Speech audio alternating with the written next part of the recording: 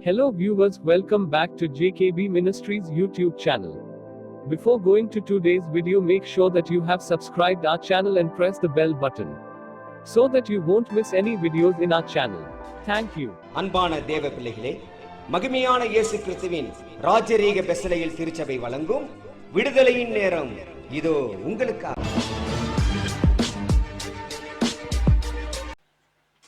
பிரியமான தேவனுடைய பிள்ளைகளே, ஆண்டவராகிய இயேசு கிறிஸ்துவின் ஈடு இணையில்லாத ஒப்பற்ற திருநாமத்திலே உங்களை யாவரையும் உன்னதமான தேவன் தாமே ஆசீர்வதிப்பாராக. இந்த நாளிலும் கூட ஒரு மேன்மையான தேவ செய்தியை நமக்கு ஆண்டவர் கொடுக்கிறார். அதை பரத்திலிருந்து நமக்கு கொடுக்கிறார்.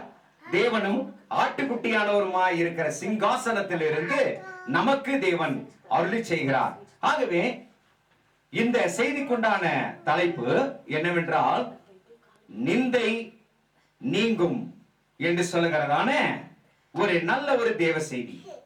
நிந்தை நீங்கும் என்கிறதான செய்தி. பிரியமான தேவனுடைய பிள்ளைகளே, இந்த தேவ செய்தியின் வாயிலாக நாம் கற்றுக்கொள்வது மிகவும் மென்மையானதாய் இருக்கிறது.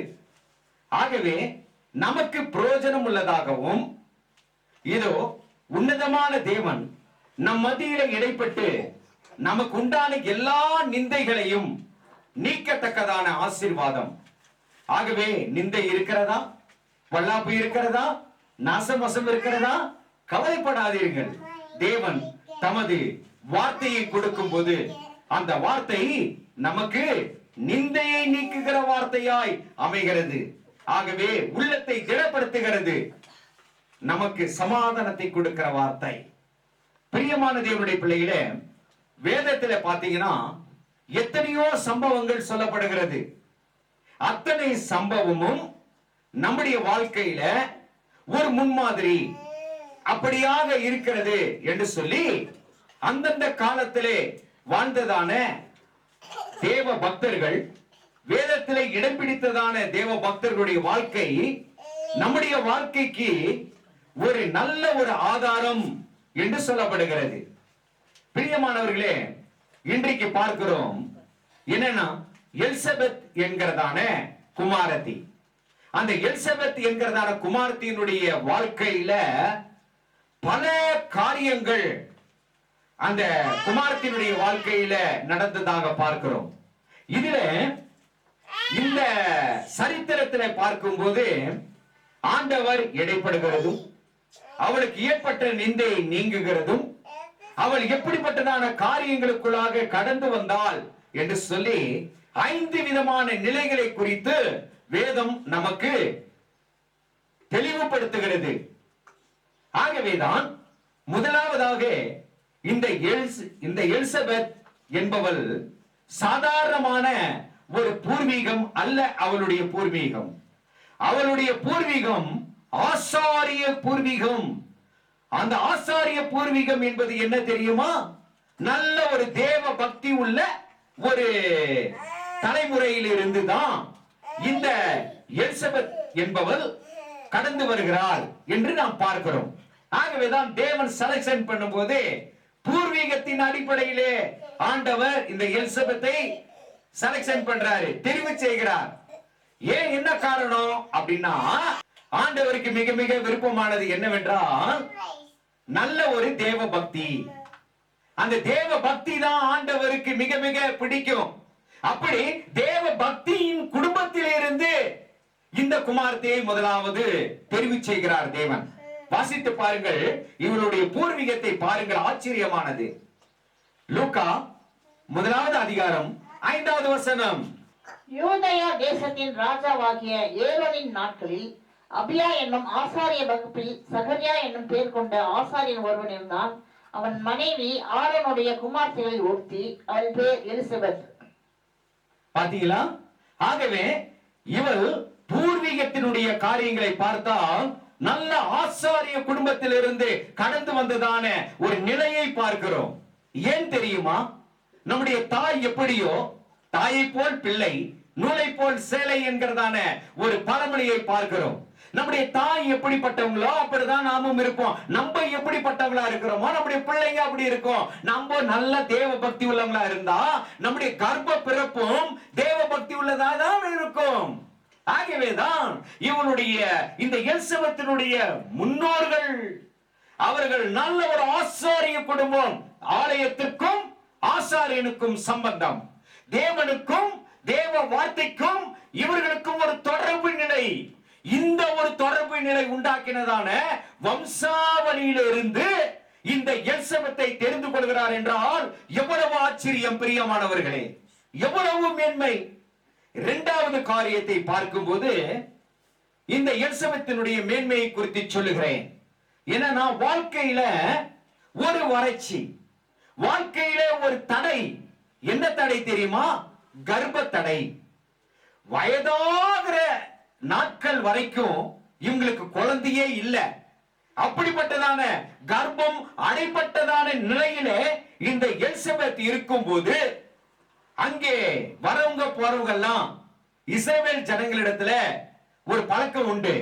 என்னன்னு கேட்டீங்கன்னா, குழந்தை பெறாத ஒரு மலடியா இருந்தால் அவளை பார்த்து தூசித்துட்டு போவாங்க. ஐயோ, கர்த்தருடைய சாபம் இவனுக்கு இருக்கிறது, இந்த குடும்பத்துக்கு இருக்கிறது அப்படின்னு சொல்லி தூசிக்கிட்டு போயிட்டே இருப்பாங்க. தூசணம். அந்த தூசணத்தை தாங்கி தாங்கி தாங்கி தாங்கி இந்த எலிசபெத் பொறுமையோடு கூட காத்திருந்த நிலைதான் இரண்டாவது நிலை. ஏன் தெரியுமா? தேவ பக்தியோடு கூட காத்திருந்தாள். ஆகவே இந்த எலிசபெத்திற்கு அதிகமாக பொறுமை என்கிறதான காரியம், அந்த பொறுமையை வைத்து விசுவாசத்தோடு கூட அவள் ஜெபம் பண்ணிக்கொண்டே இருந்தாளாம். எவ்வளவு மேன்மை. அதுக்கப்புறம் மூன்றாவது நிலையை பார்க்கிறோம். அந்த மூன்றாவது நிலையிலே தடைகளின் மத்தியிலே நல்ல ஒரு ஜெப வாழ்வு இவளுக்கு இருந்தது. தடைகளின் மத்தியிலே, பயங்கர தடைகளின் மத்தியிலே ஜெப வாழ்வு விட்டுல. இப்ப நம்ம எல்லாம் என்னன்னா, சின்ன சின்ன பிரச்சனை வந்துச்சுன்னா ஆலயத்தை விட்டு ஓடக்கூடிய சூழ்நிலை நம்முடைய எண்ணம். ஆனா இந்த எலிசபெத்துக்கு பாருங்க, எத்தனை தடை வந்தாலும் சரி, கர்ப்பமே தடையாக இருந்தாலும் சரி, தனக்கு குழந்தையே இல்லைனாலும் பரவாயில்ல, ஆண்டவரை மாத்திரம் விடமாட்டேன் என்று சொல்லி ஜெபத்திலே உறுதியாய் இருந்த குமாரத்தி எலிசபெத். அதை வேண்டுமானாலும் வாசித்து பாருங்கள். லூக்கா 1வது அதிகாரம் 13வது வசனம். தூதன் அவனை நோக்கி, சகேரியாவே, பயப்படாதே, உன் வேண்டுதல்கள் கேட்கப்பட்டது. உன் மனைவியாக எலிசபெத் உனக்கு ஒரு குமாரனை பெறுவாள். அவனுக்கு யோனா என்று பெயரிடுவாயாக. பாத்தீங்களா? தடைகள், பயங்கர தடைகள் இருந்ததாக சொல்லப்படுகிறது.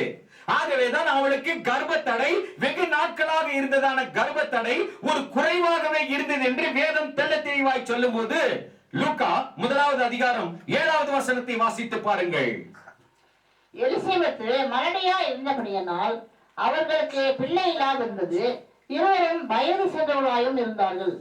பாத்தீங்களா? வயது சென்ற பொழுதிலும் கூட பிள்ளை இல்லாதிருந்தது. அது ஒரு தடையாகவே இருந்தது, ஒரு குறைவாகவே இருந்தது. ஆனால் ஜெபம் இருக்கிறது, நல்ல ஒரு ஜெப வாழ்க்கை, ஆசாரிய குடும்பம். ஆண்டவர் உனக்கு இப்படி செய்தாரா? நீ நல்ல தேவ பக்தி உள்ள குடும்பம் தானே, பூர்வீகம் ஆசாரிய பூர்வீகம் தானே, ஆனால் உனக்கு ஏன் இப்படி? ஆகவே நீங்கள் தவறு செய்து விட்டீர்கள், நீங்கள் தப்பு செய்து விட்டீர்கள் என்று சொல்லி எத்தனையோ பேர் சொல்லி இருக்கலாம். பாத்தீங்களா? அதெல்லாம் வேதத்தில் எழுதவில்லை, ஆனால் நடந்திருக்கும், காரியம் நடந்திருக்கும். அழுகாமல் இருந்திருப்பாளா? கவலைப்படாமல் இருந்திருப்பாளா? ஆனாலும் இவனிடத்திலே ஒரு உறுதி இருந்தது. வயசாயிருச்சு, இனி எங்கே குழந்தை பிறக்கும்? வயசாயிருச்சு, இனி எங்கே என்னுடைய கர்ப்பமானது அந்த தடையிலிருந்து விடுபடும், விடுதலையாகும் என்று சொல்லி இவளும் நினைக்கவில்லை.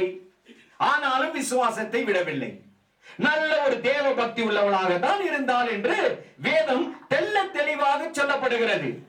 இது ஒரு நிந்தையாகவே இருந்ததாம். இந்த செய்திக்கு தலைப்பே நிந்தை. நிந்தை நீங்கப்படும். ஆகவே இந்த நிந்தை பயங்கரமான நிந்தையாக இருந்தது.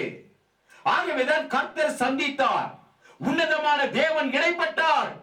வயதான காலங்களிலும் கூட உன்னதமான தேவன் தம்முடைய தூதனை அனுப்பி இவ்விதமாக நல்ல செய்தியை சொல்லும் போது பரத்திலிருந்து உன்னதமான தேவனுடைய வல்லமை இந்த எலிசபெத்தினுடைய கர்ப்பத்திற்குள் இறங்கி அந்த கர்ப்பத்திலே ஜீவன் பிறக்கும்படியாய், குழந்தை பிறக்கும்படியாய், இவ்விதமாக நல்ல ஒரு சந்ததி இந்த பூமிக்கு கொண்டு வரும்படியாக தேவன் கர்ப்பத்தை திறந்தார். இவளுடைய நிந்தை நீங்கப்பட்டது என்று தெல்ல தெளிவாக வேதத்திலே நாம் வாசிக்கிறோம். அதை வேண்டுமானாலும் வாசித்து பாருங்கள். லூக்கா 1வது அதிகாரம் 24வது வசனம். அந்த நாட்களுக்கு பின்பு அவன் மனைவியாக எலிசபெத் கர்ப்பவதியாகி ஜனங்களுக்குள்ளே எனக்கு உண்டாயிருந்த நிந்தை நீங்கும்படியாக கர்த்தர் இந்த நாளிலே என் மேல் கடாட்சம் வைத்து எனக்கு இப்படி செய்தருளினார் என்று சொல்லி 5 மாதம் வெளிப்படாதிருந்தாள் என்று சொல்லி அவன் என்ன செய்தாலும் சுற்று வட்டத்தார் எல்லாரையும் கூப்பிட்டு அழைத்து அவங்க மத்தியிலே சொன்னார், எனக்கு கர்த்தர் இவ்விதமாக என்னுடைய நிந்தையை நீக்கினார், என்னுடைய நிந்தை நீக்கினார். எந்தெந்த ஜனங்க இவளை புண்படுத்தினாங்களோ அந்த ஜனங்களின் மத்தியிலே எனக்கு இவ்விதமாக கர்ப்பம் தெரித்து இத்தனாவது மாதம் என்று சொல்லி அவள் பிரகடனம் செய்தார். அவள் சொன்னாள். பாத்தீங்களா எப்படிப்பட்ட காரியம்? பாத்தீங்களா, இதுக்கு பின்னாலதான் மிக மிக முக்கியமான ஒரு காரியம் நடக்கிறது. என்ன அது? நல்ல ஒரு ஜெப வாழ்வு, நல்ல ஒரு விடாத ஒரு விசுவாசம், நல்ல ஒரு பொறுமை, பலவிதமான தீய சொற்களை தாங்கக்கூடிய இதயம், தாங்கும் இதயம் எல்லாருக்கும் வராது ஆச்சுங்களா? மத்தவங்க சபிச்சா நம்ம சபிச்சிடுவோம், மத்தவங்க திட்டினா நம்ம திட்டிடுவோம். ஆனா இந்த எலிசபெத்தை பாருங்க, எத்தனையோ பேர் நிந்தையான வார்த்தைகளை சொன்ன பொழுதிலும் கூட வாய் திறவாதபடிக்கு தேவ சமூகத்தில் கண்ணீரோடு ஆண்டவரிடத்துல எத்தனையோ நாள் விண்ணப்பத்தை ஏறெடுத்திருக்க கூடும் பொறுமை இருந்தது. பாத்தீங்களா? ஆகவே தன்னுடைய குறைகளை ஆண்டவரிடத்துல எத்தனையோ தடவை சொல்லி இருப்பார். காலம் சென்றது, வாலிப காலங்கள் எல்லாம் கடந்து போனது, வயோதிப காலம் வந்தது, முதுமை காலம் வந்தது. ஆனாலும் இடைவிடாமல் ஜெபித்துக் கொண்டே இருந்த பழக்கம் இந்த எலிசபெத்துக்கு இருந்தபடினாலே கர்த்தருக்கு இது பிடித்த காரியமாயிருந்தது. உன்னதமான தேவன் இவளை பார்த்து, இவளுடைய நற்குணத்தை பார்த்து என்ன செஞ்சாராம்? 5வது நிலையில தேவனுடைய ஆவியினாலே இவள் நிரப்பப்பட்டாள் என்று எழுதப்பட்டிருக்கிறது. கர்த்தருடைய ஹோலி ஸ்பிரிட், உன்னதமான தேவாதி தேவனுடைய ஆவியினாலே நிரப்பப்பட்டாள் என்று சொல்லப்படுகிறது. இதுதான் லூக்கா 1வது அதிகாரம் 40-41 வசனம். வாசித்து பாருங்கள். லூக்கா 1வது அதிகாரம் 40 41 மட்டாக. சகரியாவின் வீட்டுக்குள் பிரவேசித்து எலிசபெத்தை வாழ்த்தினாள். எலிசபெத்து மரியாளுடைய வாழ்த்துதலை கேட்ட பொழுது அவளுடைய வயிற்றில் இருந்த பிள்ளை துள்ளிற்று. எலிசபெத்து பரிசுத்த ஆவியினால் நிரப்பப்பட்டு உரத்த சத்தமாய், ஸ்திரீகளுக்குள்ளே நீ ஆசீர்வதிக்கப்பட்டவள், உன் கர்ப்பத்தின் கனியும் ஆசீர்வதிக்கப்பட்டது. பாத்தீங்களா? உன் கர்ப்பத்தின் கனியும் ஆசீர்வதிக்கப்பட்டது. பரிசுத்த ஆவியினாலே நிறைந்து மரியாளை வாழ்த்துகிறாள். எப்படிப்பட்ட ஒரு காரியம்! மரியாள் இவளை வாழ்த்துகிறாள். எவ்வளவு பெரிய காரியம்! ஆகவே மரியாள் வந்து இந்த எலிசபெத்தை வாழ்த்தும் போது என்ன நடக்கிறதா? பரிசுத்த ஆவியானவரால் நிரப்பப்படுகிறதான ஆசீர்வாதம் இருந்தது. ஏனென்றால் மரியாள் தேவனுடைய தாய், உலகத்தின் பிரகாரமாக அப்படி தாயா இருக்கும்போது அவர்களும் பரிசுத்த ஆவிக்காக காத்திருந்தார்கள் என்று சொல்லப்பட்டிருக்கிறது வேதத்திலே. அப்படின்னா மரியாள் வாழ்த்தும் போது எலிசபெத்தை, எலிசபெத் பரிசுத்த ஆவியினாலே நிரப்பப்பட்டால் என்கிறதான நிலை உருவாகிறது. எவ்வளவு பெரிய காரியம் பாத்தீங்களா? இது அன்றைக்கு நடந்த நிகழ்வு. இப்படி போல அன்றைக்கு நடந்துருச்சே, இது ஒரு சம்பவம் தானே அப்படின்னு சொன்னா அது அப்படியே போயிடும். ஆனா இதில் இருந்து எங்களுக்கு என்ன பாடம் இருக்கிறது? தனிப்பட்ட ஒவ்வொரு மனுஷனுக்கும் என்ன பிரயோஜனம் இருக்கிறது? என்ன நன்மை இதிலே மறைக்கப்பட்டிருக்கிறது என்று சொன்னால், மனுஷனுடைய ஆயுசு நாட்கள் 4 விரட்கடையான ஆயுசு நாட்கள். அந்த 4 விரட்கடையான ஆயுசு நாட்களிலே 5 விதமான பரிபூரண காரியங்கள் நடந்து கொண்டுதான் இருக்கிறது, நடக்கும் என்கிறதான ஒரு கிருபை. அப்படி இந்த 5 விதமான காரியங்களும் நம்முடைய வாழ்க்கையிலே நடந்தால் நிச்சயம் கர்த்தருடைய சித்தம் வெகு வெகு விரைவாக என் மூலியமாக உங்கள் மூலியமாக நடந்தேறும். இதிலே பாத்தீங்கன்னா முதலாவது நிலை பூர்வீகம். அந்த பூர்வீகத்தை பார்த்து தேவன் இவரை தெரிவு செய்கிறார் என்கிறதான நிலை. என்ன பூர்வீகம்? ஆசாரிய குடும்பம். அந்த ஆசாரிய குடும்பத்தில் என்ன இருக்கும்? இடைவிடாத ஜெபம் இருக்கும், இடைவிடாமல் பலி, இடைவிடாமல் கர்த்தருடைய ஆலயத்துக்கு போகிறது, இடைவிடாமல் தேவனை நோக்கி பார்க்கிறது, புண்ணியமான ஆசீர்வாதத்தின் காரியங்களை எல்லாம் ஜனங்களுக்கு கொடுப்பது. இதுதான் ஆசாரியத்துவத்தின் முக்கியத்துவம். அந்த ஆசாரியத்துவத்தின் முக்கியத்துவம் என்னன்னு கேட்டீங்கன்னா, இப்படி இருக்கிறபடியினாலே இப்போ நம்ம மனம் மாறி ஆண்டவருக்குள்ளார வந்து இந்த ஆசாரியத்துவத்துக்கு ஏதுவான ஒரு சத்துவத்தை நாம் பெற்றால், இதோ நம் மூலியமாக பிறக்கப்படுகிறதான சந்ததியார் இந்த எலிசபெத்தின் ஆசீர்வாதத்தை பெறுகிறாங்க இல்லைங்களா? எலிசபெத் ஆசீர்வாதத்தை பெற்றால் அல்லவா, அந்த ஆசீர்வாதத்தை கட்டாயம் பெறுவதற்கு சான்ஸ் இருக்கு. எவ்வளவு பெரிய காரியம்! ரோமர் 6:13 வாசித்து பாருங்கள். ஒரு வசனம் சொல்லப்படுது பாருங்க. ரோமர் 6:13 நீங்கள் உங்கள் அவயங்களை அநீதியின் ஆயுதங்களாக பாவத்திற்கு ஒப்புக்கொடாமல் உங்களை மரித்தோரிலிருந்து பிழைத்திருக்கிறவர்களாக தேவனுக்கு ஒப்புக்கொடுங்கள். உங்கள் அவயங்களை நீதிக்குரிய ஆயுதங்களாக தேவனுக்கு ஒப்புக்கொடுங்கள். நீதியுள்ள ஆயுதங்களாக ஒப்பு கொடுக்க வேண்டும். நம்ம ஒப்பு கொடுக்கணும். நம்ம ஒப்பு கொடுத்தா வருகிற சந்ததி, நம் மூலியமாக வருகிற சந்ததி ஆசாரிய குடும்பமாக மாறும். பாத்தீங்களா? ஆகவே இந்த அவயம் பாவத்துக்கு ஏதுவான அவயம். இது எப்பொழுதுமே போராடுகிறது என்று சொல்லப்பட்டிருக்கிறது. மாம்சம் ஆவிக்கு விரோதமாகும், ஆவி மாம்சத்துக்கு விரோதமாக போராடுகிறது. வேத வசனம் திட்டவட்டமாய் சொல்லுகிறது.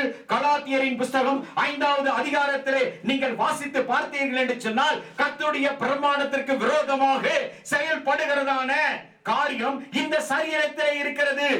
ஆகவேதான் மாம்சம் ஆவிக்கு விரோதமாகும், ஆவி மாம்சத்துக்கு விரோதமாக செயல்பட்டு என்னென்ன கிரியை செய்கிறது தெரியுமா? இந்த சரீரம் பயங்கர பாவ கிரியைகளை செய்கிறது, பாவ அநீதிகளை செய்கிறது. ஆகவே இதோ கை ஒரு அநீதியின் ஆயுதம், கால் ஒரு அநீதியின் ஆயுதம், வார்த்தை ஒரு அநீதி பேசுகிறதான, நிந்தை சொல்லை சொல்லுகிறதான வார்த்தை, நிபச்சொல்லை சொல்லுகிறதான வார்த்தை. கண் பார்வையிலே சுத்தம் இல்லை, வார்த்தை கேட்கிறதிலே காதுகள் சுத்தம் இல்லை, சிந்தை சுத்தம் இல்லை, இதயம் சுத்தம் இல்லை. ஐயோ, உச்சன் தலை முதல் உள்ளம் பாத வரைக்கும் மகா கேடான சரீரமா இந்த சரீரம் இருக்கிறதாம். வாசித்து பாருங்கள் அதை. கலாத்தியர் புஸ்தகம் 5வது அதிகாரம் 17வது வசனம். மாம்சம் ஆவிக்கு விரோதமாகவும் ஆவி மாம்சத்துக்கு விரோதமாகவும் இச்சிக்கிறது. நீங்கள் செய்ய வேண்டும் என்று இருக்கிறவர்களை செய்யாதபடிக்கு இவைகள் ஒன்றுக்கொன்று விரோதமாய் இருக்கிறது. ஆவியினால் நடத்தப்படுவீர்களானால் நீங்கள் நியாயப்பிரமாணத்துக்கு கீழ்ப்பட்டவர்கள் அல்ல. மாம்சத்தின் கிரியைகள் வெளியரங்கமாய் இருக்கின்றன. அவை யாவன: விபச்சாரம், வேசித்தனம், அசுத்தம், காம விகாரம், விக்கிரக ஆராதனை, பில்லி சூனியம், பகைகள், விரோதங்கள், வைராக்கியங்கள், கோபங்கள், சண்டைகள், பிரிவினைகள், மார்க்க பேதங்கள், பொறாமைகள், கொலைகள், வெறிகள், களியாட்டுகள் முதலானவைகளே.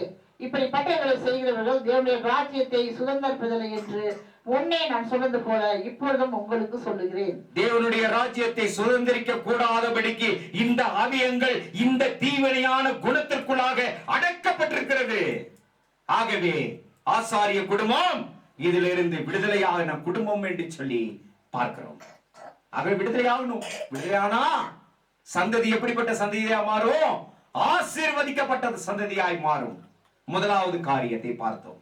இரண்டாவது, நமக்கு படிப்பினையாக இந்த எலிசபெத்தினுடைய வாழ்க்கையிலிருந்து என்னன்னா, தடைகளை தகர்த்து போடும் காலம் வரைக்கும் கர்த்தருடைய கரத்திலே காத்திருந்தால் இந்த எலிசபெத். எப்படிப்பட்ட காரியம்! எலிசபெத்தும் சகரியாவும் வயதான தோற்றம். அந்த வயதான தோற்றம் வரைக்கும் இடைவிடாமல் எத்தனை நிந்தை சொல், அந்த நிந்தை சொல்லிலே இவ்விதமாக உறுதியோடும் ஒன்று, இரண்டாவது விசுவாசத்தோடும், முதலாவது உறுதி, இரண்டாவது விசுவாசம், மூன்றாவது நீடிய பொறுமை. இப்படி இந்த 3 விதமான காரியங்களை தங்களுடைய ஆவி, ஆத்மா, சரீரத்திலே உள்ளடக்கி காத்திருந்தார்கள். ஆகவே உறுதி எங்க இருந்தது தெரியுமா? எலிசபெத்தினுடைய ஆவியிலே உறுதி இருந்தது. அதுக்கப்புறம் விசுவாசம் எங்க இருந்து விசுவாசம் எங்க இருந்தது தெரியுமா? தங்களுடைய இதோ ஆன்மாவிலே ஆன்மீக விசுவாசம். அந்த ஆன்மீகத்திற்கு அடுத்த விசுவாசம் கொண்டிருந்தால் இந்த எலிசபெத். மூன்றாவது நீடிய பொறுமை. முழங்கால் படியிட்டு தினந்தோறும் கர்த்தர் என் ஜெபத்தை கேட்டாலும் சரி, கேட்காவிட்டாலும் சரி, நான் கர்த்தருடைய சமூகத்திலே நின்று ஜெபித்துக் கொண்டே இருப்பேன். இந்த சரீரத்தை அடக்கி முழங்கால் படியிட்டு ஜெபித்துக் கொண்டே இருந்த நிலை. ஆகவேதான் ஆவி, ஆத்மா, சரீரத்திலே இவள் இந்த மூன்று விதமான காரியங்கள், அதாவது சகரியாவும் எலிசபெத்தும் இருந்தார்கள் என்று பார்க்கிறோம். இவ்வளவு பெரிய காரியம். அதே போல நமக்கும் என்ன வேணும்? உறுதி அவசியம். நமக்கும் என்ன வேண்டும்? விசுவாசம் அவசியம். மூன்றாவதாக நீடிய பொறுமை. முறுமுறுத்தர கூடாது. முறுமுறுப்பு வாயிலிருந்து வரவே கூடாதுங்க. வந்துருச்சுன்னா ஆண்டவர் இவன் தேவனுடைய ராஜ்யத்துக்கு உகந்தவன் அல்ல என்று சொல்லி அப்பவே ரிஜெக்ட். முறுமுறுப்பு யாருடைய வாயில வருதோ, இருக்கிற கஷ்டத்தை பார்த்து, இருக்கிற தடைகளை பார்த்து நம்ம முறுமுறுத்துட்டோம்னு வைங்க, மாமிசத்திர அடுத்த காரியங்களை பார்த்து நம்ம ரிஜெக்ட் ஆயிடுவோம். வேதம் சொல்லுகிறது, மீகா 2:13 வாசித்து பாருங்கள். மீகா 2:13. தடைகளை நீக்கி போடுகிறவர் அவர்களுக்கு முன்பாக நடந்து போகிறார். அவர்கள் தடைகளை நீக்கி வாசலால் உட்பிரவேசித்து கடந்து போவார்கள். அவர்கள் ராஜா அவர்களுக்கு முன்பாக போவார். கர்த்தர் அவர்கள் முன்னணியில் நடந்து போவார். இந்த விசுவாச வார்த்தை இந்த சகரியாவுக்குள்ளும் இந்த எலிசபெத்துக்குள்ளும் இருந்தபடியினாலே இவர்களுக்கு இந்த மூன்று விதமான தன்மைகள் இருந்து கொண்டே இருந்தது. தடைகளை நீக்குகிறவர் எனக்கு முன்பாக செல்கிறார். தடைகளை உடைத்து போடுகிறவர் எனக்கு முன்பாக நடந்து போகிறார். ஆகவே எனக்கு கவலை இல்லை. கர்த்தர் எனக்காக யாவும் செய்து முடிப்பார். நான் கலங்க மாட்டேன். நான் மனமடிவு ஆக மாட்டேன். யார் என்ன சொன்னாலும் சரி, எனக்கு அதை பத்தி கவலையே இல்லை.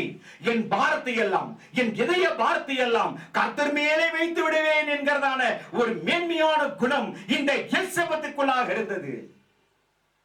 அதுக்கு அடுத்தது என்ன தெரியுமா? மூன்றாவது நிலை. சொல்லிக்கொண்டே போலாம் பாருங்க, ரொம்ப அருமையான சாப்டர். மூன்றாவது நிலை இடைவிடாத ஜெபம். பாத்தீங்களா? இடைவிடாத ஜெபம். ஜெப நேரம் சொன்னா டக்குன்னு உட்காருவாங்க எலிசபெத். அப்படிதான் நடந்திருக்கணும். இடைவிடாமல் ஆராதிக்கிற ஒரு எண்ணம், இடைவிடாம அவங்க துதித்துக் கொண்டிருக்கிறதான எண்ணம், இடைவிடாம தேவனிடத்துல விண்ணப்பத்தை ஏறெடுக்கிறதான ஒரு மன பக்குவம், மன ரம்மியம், அந்த மாதிரி ஒரு மைண்ட் செட்டப்ப இவங்க கொண்டு வந்து வச்சாங்க தனக்குள்ளாக. எவ்வளவு பெரிய விஷயம்! எபேசியர் 6:18 வாசிங்க பார்க்கலாம். எபேசியர் 6:18 உறுதியான ஜெபம், இடைவிடாத ஜெபம் எந்த மனுஷனுடைய வாழ்க்கையில இருக்கிறதோ அந்த மனுஷனுக்கு நிந்தை நீங்கும். வாசிங்கள். எந்த சமயத்திலும் சகல விதமான வேண்டுதலோடும் விண்ணப்பத்தோடும் ஆவியினாலே ஜெபம் பண்ணி அதன் பொருட்டு மிகுந்த மன உறுதியோடும் சகல பரிசுத்தவான்களுக்காகவும் பண்ணும் வேண்டுதலோடும் விழித்துக் கொண்டிருங்கள். விழித்துக் கொண்டிருங்கள். அப்படியான ஒரு மன பக்குவத்தோடு கூட இந்த எலிசபெத் தன்னுடைய வாழ்க்கையில இருந்தால் என்று நாம் பார்க்கிறோம். பிரியமானவர்களே, இவளுக்கு நிந்தை நீங்கக்கூடிய காலம் வரும் வரைக்கும் நிந்தையாக தான் இருந்தான். அந்த வயசான காலம் வரைக்கும் நிந்தை, வயசான காலம் வரைக்கும் விடாதபடிக்கு தேவனுடைய கற்பனையிலே உறுதியாய் நின்று. நிந்தை என்பது சாதாரணமானதல்ல. நிந்தை என்பது சாதாரணமானதல்ல. நிந்தை என்பது பயங்கரமானதுங்க. ஒரு மனுஷனுக்கு நிந்தை வந்துச்சுன்னா கேவலம் வரும். நிந்தை வச்சா பழி சொல். நிந்தை என்பது சாபம். நிந்தைக்குள்ளாக அடங்கி இருக்கிறது துக்கம். நிந்தைக்குள்ளாக அடங்கி இருக்கிறது கண்ணீர். நிந்தைக்குள்ளாக அடங்கி இருக்கிறது கேவலம். நிந்தைக்குள்ளாக அடங்கி இருக்கிறது வெளியில தலை கூட காட்ட முடியாதபடிக்கு அவமானம், அவமானம், அவமானம், பயங்கர அவமானம். இஸ்ரவேல் ஜனங்கள் சாதாரணமா இல்ல. இன்னைக்கெல்லாம் பாத்தீங்கன்னா ஒருத்தர் பிள்ளை பெறாத ஒரு மலடியா இருந்தா, என்னன்னா ஒரு விதவையா இருந்தா, அவங்கள என்னன்னா சரி கவலைப்படாதீங்கன்னு ஆறுதல் சொல்லுகிற காலம் இந்த காலம். ஆனா பின்னால பேசுவாங்க, பின்னால பழிச்சொல் சொல்லுவாங்க. ஆனா அன்னைக்கு அப்படி அல்ல. நீ குற்றம் செய்தாய், நீ தேவனிடத்தில் தவறு செய்தாய், நீ அநியாயம் செய்தாய், ஆகவே கர்த்தர் உன் பேரிலே விருப்பம் இல்லை, ஆகவே உனக்கு நிந்தை தான் அப்படி சொல்லி வெளியில வரவன் போறவன் என்ன செய்வான்? வீட்டு வாசப்படியில என்னன்னா குப்பையெல்லாம் தூக்கி எறிவான், மூஞ்சில எல்லாம் காரி துப்புவான். ஆச்சுங்களா? நீ சபிக்கப்பட்டவள் என்று சொல்லி ஆச்சுங்களா? கல்லெல்லாம் எறிவாங்க, தூசியெல்லாம் எடுத்து மூஞ்சில நீ சபிக்கப்பட்டவள், நீ சபிக்கப்பட்டவள், நீ சபிக்கப்பட்டவள் என்று சொல்லி இத வாரி வாரி இறைப்பாங்க. அவமானம் அவமானம் எப்படி இருக்கும்? அதெல்லாம் தாக்கு பிடிச்சு தன்னுடைய உயிரை இதோ தக்க வைத்துக் கொண்டு தன்னுடைய உயிரை தற்கொலைக்கினராக போகாதபடிக்கு காத்திருந்தாள் எலிசபெத். எலிசபெத் என்கிறதான பாத்திரம், வெளியேறப்பட்ட பாத்திரம். எலிசபெத் என்கிறதான இதோ ஒரு அந்த மகளுடைய வாழ்க்கையில நடந்த காரியம் பயங்கரமானது. அதை பார்த்து தாங்க ஆண்டவர் பரிதவித்து இறங்கி வந்து அந்த எலிசபெத்துக்கு ஒரு நன்மை செய்யும் போது அவளுடைய நிந்தை நீங்கி போனது. யோபுவின் புஸ்தகம் 2வது அதிகாரம் 9வது வசனத்தை வாசிங்க. பாருங்க, யோபுவுக்கும் கூட நிந்தை வந்தது. வாசிங்க. அப்பொழுது அவன் மனைவி அவனை பார்த்து, நீர் இன்னும் உம்முடைய உத்தமத்திலே உறுதியா நிற்கிறீரோ? தேவனை தூஷித்து ஜீவனை விடும் என்றாள். தேவனை தூஷித்து ஜீவனை விடும். ஏன் கர்த்தர் கர்த்தர் கர்த்தர் என்று சொல்லுகிறார்? யோபுவே, உன் பக்கத்துல வந்தாலே நாற்று அடிக்குது, ஐயோ நான் உட்கார முடியல. மனைவி சொல்றா. பாருங்க, மனைவி எப்படி இருக்கணும்? புருஷனுக்கு ஏதாவது ஒரு கஷ்டம்னா மனைவி என்ன செய்யணும்? அவன் உடம்புல நாத்தம் வந்தாலும் அவனுக்கு இருக்கிறதான போக்கு என்னன்னா, எப்படி ஒரு அசிங்கமா இருந்தாலும் அதெல்லாம் சகிச்சுட்டு என்னன்னா, இன்பத்திலும் துன்பத்திலும் வாழ்விலும் வாழ்நாளிலும் சதையும் நகமும் போல இருப்போம். உடன்படிக்கை. எந்த உடன்படிக்கை? திருமணத்தின் உடன்படிக்கை. ஆனா மனைவி வாக்கப்பட்டா யோபுவுக்கு ஒரு கஷ்டம் வரும்போது, யோபுக்கு ஒரு துன்பம் வரும்போது தன்னுடைய உடம்பெல்லாம் சீல் பிடிச்சு இவருமா அந்த கோப்பளத்தினால உள்ளுக்கு இருந்து புழுவெல்லாம் கூட வந்திருக்கும், நாத்து அடிச்சிருக்குது. அவன் தாங்க முடியாதபடிக்கு அவன் பெறவுறான். ஐயோ எனக்கு எரியுது, ஐயோ என்னுடைய சரீரம் எல்லாம் இது பாதிக்கப்படுது அப்படின்னு சொல்லி சாம்பலில பரண்டிட்டு இருக்கிறான் யோபு. அப்படிப்பட்ட ஒரு பயங்கரமான ஒரு பருக்கள் நிறைந்த மனிதன். பிசாசினுடைய பருக்கள் பயங்கரமாய் உச்ச தலை முதல் உள்ளம் பாத வரைக்கும் வேதனை வேதனை வேதனை வேதனை வேதனை. கால்கள் முதல் கொண்டு பிசாசு தொடும்போது என்ன செய்வான்? கால்ல இருந்து பெருவரல்ல இருந்து தொடுவான். ஆனா ஆண்டவர் ஆசீர்வதிக்கும் போது எங்க ஆசீர்வதிப்பார் தெரியுமா? தலையில இருந்து ஆசீர்வதிப்பார். ஆண்டவர் தலையில இருந்து ஆசீர்வதிக்கிறார். இந்த பிசாசினுடைய வாதையோ பெருவிரலில் இருந்து ஆரம்பமாகிறது. அந்த பெருவிரலில் இருந்து, கால் பெருவிரலில் இருந்து ஆரம்பமாகி உடம்பெல்லாம் ஃபுல்லா நாத்தம். என்ன செய்வா? என்ன செய்யணும்?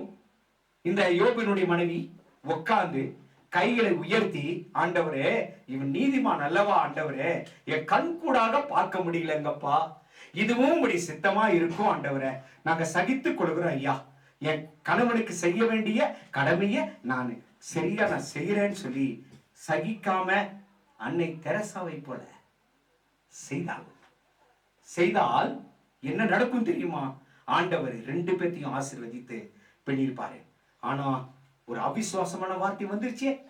இந்த யோபுவினுடைய மனைவிக்கு அவிசுவாசமான வார்த்தை வந்துருச்சே. அந்த அவிசுவாசமான வார்த்தை உங்களுக்குள் வராதபடிக்கு நீங்கள் எச்சரிக்கையா இருக்கும்படிக்கு இந்த தேவ செய்தி நமக்கு ஒரு அருமையான தேவ செய்தியா இருக்கிற. கணவனுக்கு ஒண்ணுனா மனைவி துடிச்சு போகணும், மனைவிக்கு ஒண்ணுனா கணவன் துடிச்சு போகணும். அதுதாங்க நேச குடும்பம், அதுதாங்க பாசமான குடும்பம், அதுதாங்க இதோ ஒரு உறவு. நேற்று தினத்துல கூட ஒருத்தர் கண்ணீர் விட்டு அழுதார். என் கண்ணுக்கு முன்னால ஒருத்தர் கண்ணீர் விட்டு அழுதாரு. அழுத உடனே பக்கத்துல இருக்காங்க மனைவி என்ன போய், தங்கம் ஏன்பா அழுகுற, நான் இருக்கேன்பா, நீ கவலைப்படாத, நான் இருக்கேன்னு சொன்னாங்க. அப்போ அந்த புருஷனானவன் என்ன சொன்னான் தெரியுமா? நீ முட்டி என் பக்கத்துல இரு, நீ முட்டி என் பக்கத்துல இரு, நான் ஜெயிப்பேன்.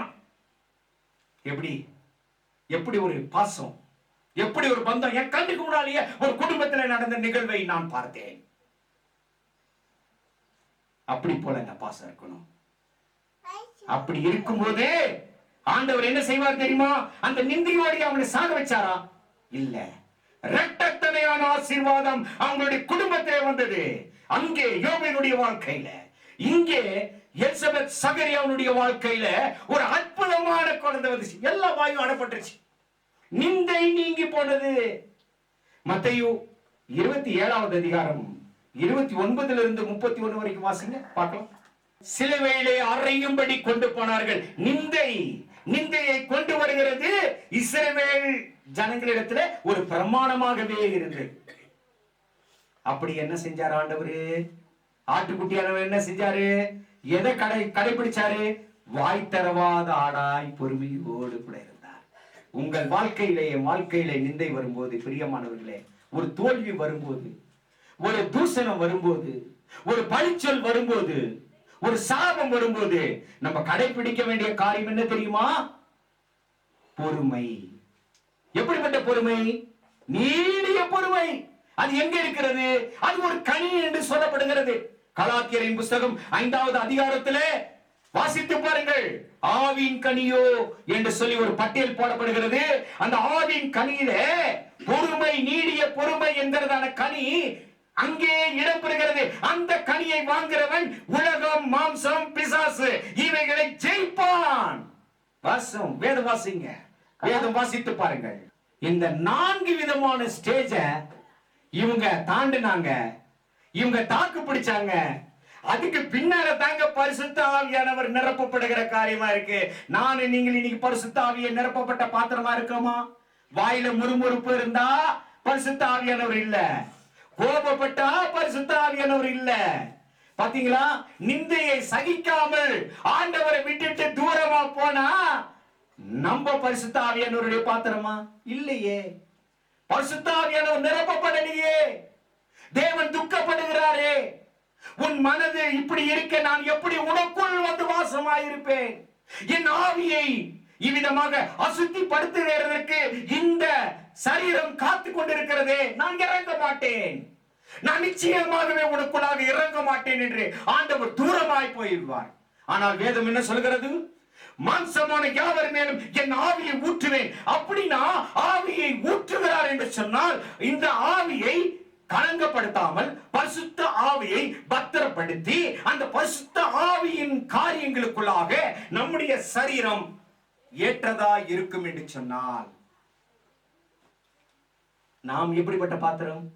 எலிசபெத் பரிசுத்த ஆவியினாலே நிரப்பப்பட்டவளாய் இருந்தால் அதே போல நாமும் இருக்க உன்னதமான தேவன் அருள் செய்வாராக.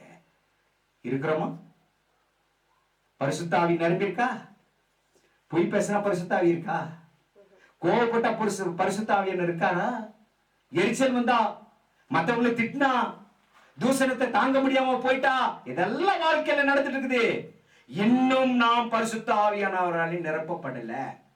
ஒருவேளை பரிசுத்த ஆவியான் நிரப்பப்பட்டா ரோட்ல போகும்போது பிசாசானவன் நம்மளை பார்த்து அலறும்.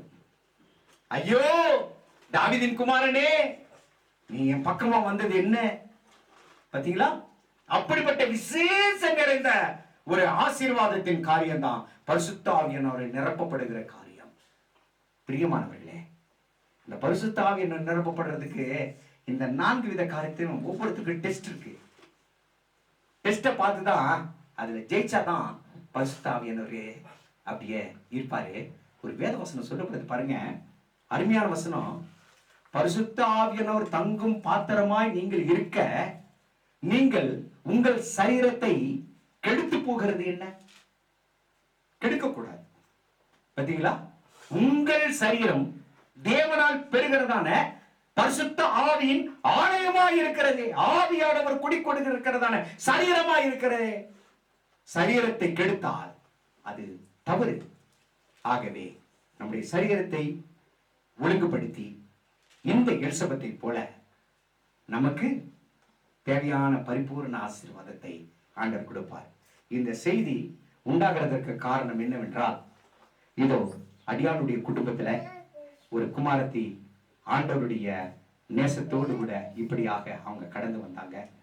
கடந்து வந்தோடனே அவங்களுடைய பெயரை தேவனாய் கர்த்தர் எலிசபெத் என்று பெயர் சூட்டி அழைத்தார். அதனால இந்த எலிசபெத்துக்குள்ளார என்ன இருக்கு அப்படின்ற போது ஆராய்ந்து அறியும் போது இந்த செய்தியை நமக்கு எல்லாருக்கும் பிரயோஜனம் உள்ளதாய் கர்த்தர் கொடுத்தார். கர்த்தர் தாமே ஆசீர்வதித்து உங்களை காப்பாராக. ஆமென்.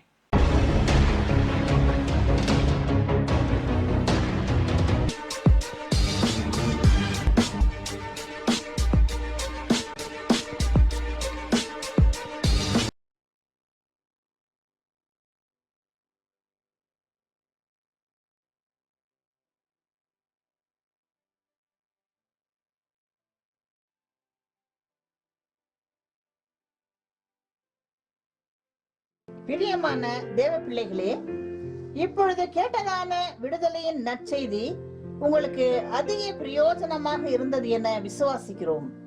இந்த தேவ ஊழியம் அநேக நெருக்கங்களின் மத்தியில் நடந்து கொண்டிருப்பதால் இந்த டிவி ஊழியத்தை ஜெபத்தாலும் உங்கள் கையின் பிரயாசத்தாலும் தாங்கி தேவ ஆசீர்வாதம் பெறுங்கள். உங்கள் ஜெப தேவைக்கு தொடர்பு கொள்ள வேண்டிய முகவரி மகிமையான இயேசு கிறிஸ்துவின் ராஜரீக ஊழியம், ரெவரண்ட் கேபா ராஜ், எல்என் காட்டேஜ், ஆஸ்பத்திரி ரோட், உதகை. கைபேசி எண் 9435234477 மற்றும் 78717177